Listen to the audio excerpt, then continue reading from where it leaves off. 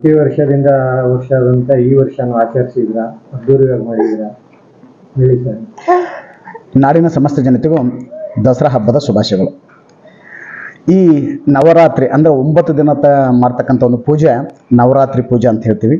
ನವರಾತ್ರಿ ಹಬ್ಬದಲ್ಲಿ ದುರ್ಗಾದೇವಿ ಪೂಜೆನ ಮಾಡಿ ಚಾಮುಂಡೇಶ್ವರ ನಾವು ನೋಡ್ತಿದ್ದೀವಿ. ನಾವು ದಸರಾ ಅಂತ ಬಂದ ತಕ್ಷಣ ನೆನಪಾಗೋದು ಮೈಸೂರಲ್ಲಿ ವಿಜೃಂಭಣೆಯಾಗಿ ದಸರಾ ಆಚರಣೆ ಮಾಡೋದು. ಅದ್ರ ಜೊತೆಗೆ ನಮ್ಮ ನಾರ್ತ್ ಕರ್ನಾಟಕ ಕಡೆ ನಾಳೆ ಬನ್ನಿ ಕೊಡುವ ಹಬ್ಬ ಅಂತ ಹೇಳ್ತೀವಿ. ಅಂದರೆ ವಿಜಯದಶಮಿ ದಿನ ಬನ್ನಿ ಕೊಡ್ತೀವಿ. ಅಂದರೆ ಬನ್ನಿ ಅಂತ ಯಾಕೆ ಕೊಡ್ತೀವಪ್ಪ ಅಂದರೆ ಒಬ್ಬರಿಗೆ ಪ್ರೀತಿ ವಾತ್ಸಲ್ಯ ಹಂಚ್ಕೊಳ್ಳೋದು, ಸಿಹಿಯನ್ನು ಹಂಚ್ಕೊಳ್ಳೋದು, ಅದೇ ಒಂದು ವಿಜಯದಶಮಿಯ ಒಂದು ಇದು. ಈ ಬನ್ನಿ ಕೊಟ್ಟು ಬನ್ನಿಯಲ್ಲಿ ನಾವು ಹೇಳ್ತೀವಿ ನಿಮ್ಮ ಬಂಗಾರ ನಮ್ಮ ಬಂಗಾರ ಜಾಸ್ತಿ ಆಗಲಿ ಅಂತ ಹೇಳ್ತೀವಿ. ಅಂದರೆ ಬನ್ನಿ ಅಂದರೆ ಬಂಗಾರ, ಅಂದರೆ ನಮ್ಮ ಜೀವನ ಬಂಗಾರದಂತೆ ಯಾವಾಗಲೂ ಹೊಳಿತಾ ಇರಲಿ, ಬಂಗಾರದಂತೆ ಖುಷಿಯಾಗಿರಲಿ. ನಾವು ಬಂಗಾರದಂಗೆ ಎಲ್ಲರ ಜೊತೆ ಹೇಗೆ ಬಂಗಾರಕ್ಕೊಂದು ವ್ಯಾಲ್ಯೂ ಇದೆ, ಹಾಗೆ ನಮ್ಮ ಎಲ್ಲರ ಜೊತೆ ಒಂದು ವ್ಯಾಲ್ಯೂ ಅನ್ನೋದಕ್ಕಿಂತ ಒಂದು ಪ್ರೀತಿ ವಾತ್ಸಲ್ಯದಿಂದ ಇರೋದೇ ಈ ದಸರಾ ಹಬ್ಬದ ಶುಭಾಶಯಗಳು.